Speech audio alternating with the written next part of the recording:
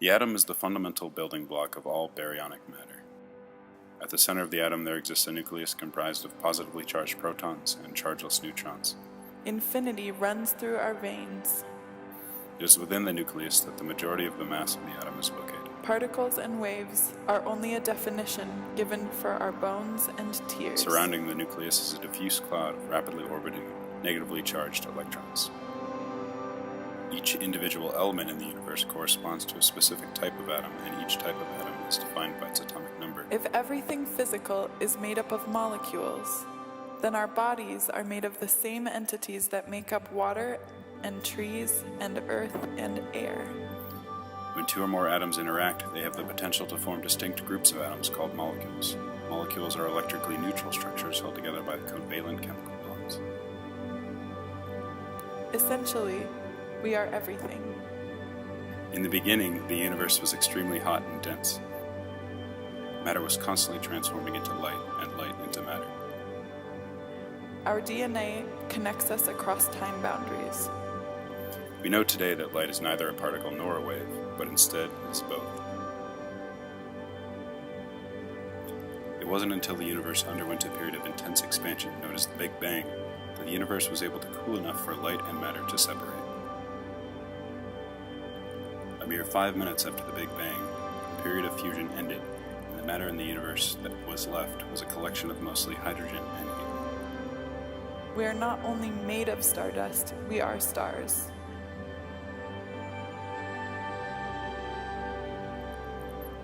So where did the elements that make up you, me, the earth, and everything around us come from? For that answer, we must look to the stars. For deep within the cores of countless stars in the universe, nuclear fusion is constantly taking place. Infinity runs through our veins. When the hydrogen supply runs out, the star begins to fuse helium into carbon through the triple alpha reaction. From there, if the star is massive enough, it can continue to fuse small nuclei into successively larger ones. Our insides consist of salt water and planets and sap. But what then? At this point, all of the freshly formed elements that we are familiar with in our everyday lives are trapped within the core of the star that formed them. Particles and waves are only a definition given for our bones and tears. However, once a star has exhausted its fuel supply by forming heavier and heavier elements, it will no longer have the energy to continue shining. We are no less hot and fleeting than every spark of every flame.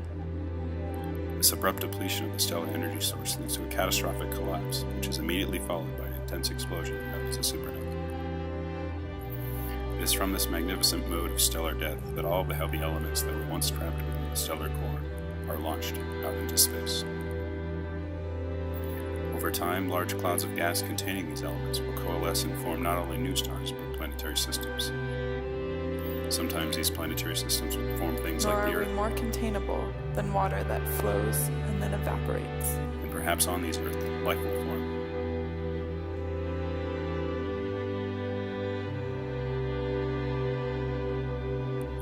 So it turns out that you, me, we are all made of stardust. We are not only made of stardust, we are stars.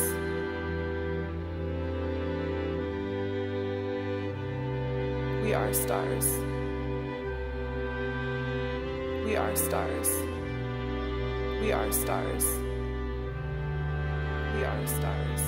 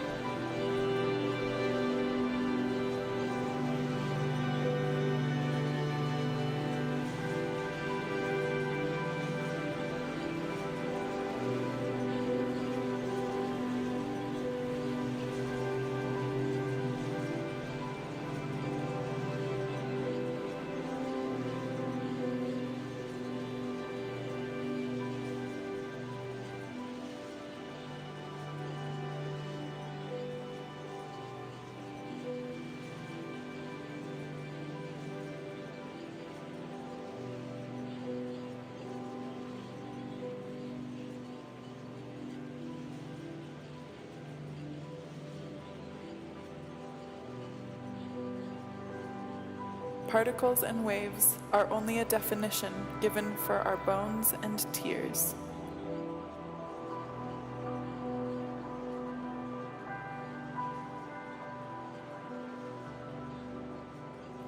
We know today that light is neither a particle nor a wave, but instead is both.